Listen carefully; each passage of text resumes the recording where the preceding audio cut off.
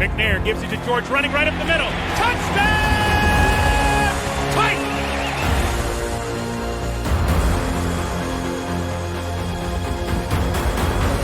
There are no flags on the field! It's a miracle! Safety, now you're one-on-one with it. Shows why he's the man! In trouble. Sack!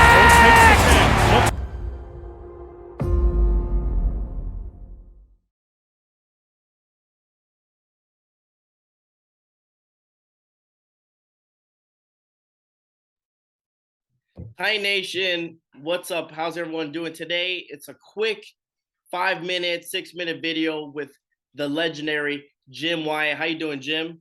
I'm doing great. Hope you're having a good day. Yeah, definitely. It's hot over here. I don't know how hot it is over there in Tennessee. Over here in Texas, like 102. So We're not that hot. Yeah, we actually got good weather this week, low 80s for these practices coming up against the Buccaneers. Perfect. And let's talk about the first preseason game, just a little recap and stuff. What did you think of, the quarterback showdown between Malik Willis and Logan Woodside? Obviously, it's still early to say who's going to hit the 53-man roster and who's going to be on the practice squad. But what did you see? What are your takes on both of them?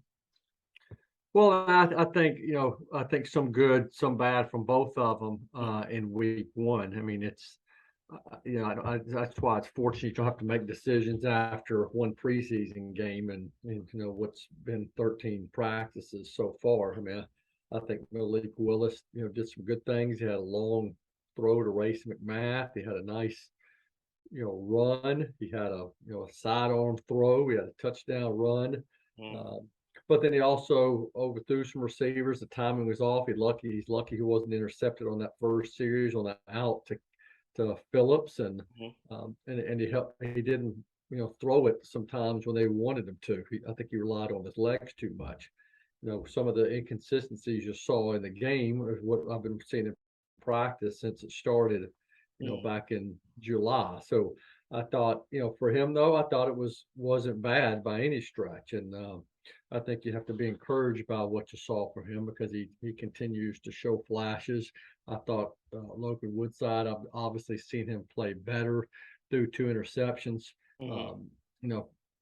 Today before practice, we talked to Pat O'Hare, his quarterback's coach, and said, hey, he maybe he wasn't criticizing him as much as he was saying, hey, you got to look at some positive things he did too, which was going 5 of 7 on third down.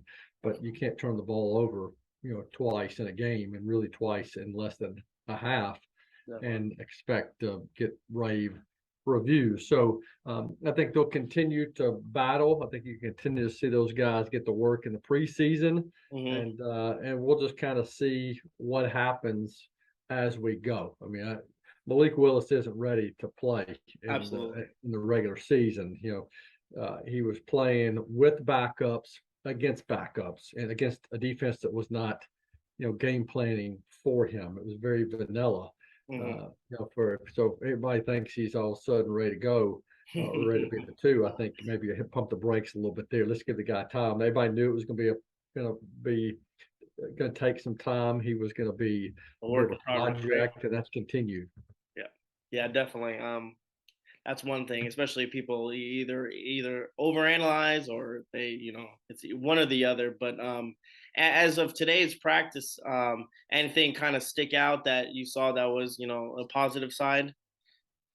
Not for the offense. I mean, the defense was good. I mean, again, talking about inconsistencies. I think I don't usually chart Malik Willis throws, but I did today in practice. I think you went. Let me find my sheet here, but Malik Willis today was 7 of 22 in practice, and he was lucky he wasn't picked off twice.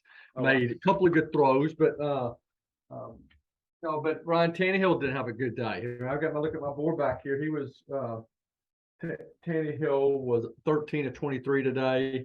They threw the deep ball on at least 4 occasions, 3 of them to Race McMath. The timing was off. Race kind of got turned around a couple of times. And the deep ball to Traylon Burks. That one ended with an incompletion as well. It was just kind of a an incomplete performance on offense. And sometimes you just got to give the defense credit. I mean, guys made plays on the ball. Farley knocked down a couple of balls. Fulton was there.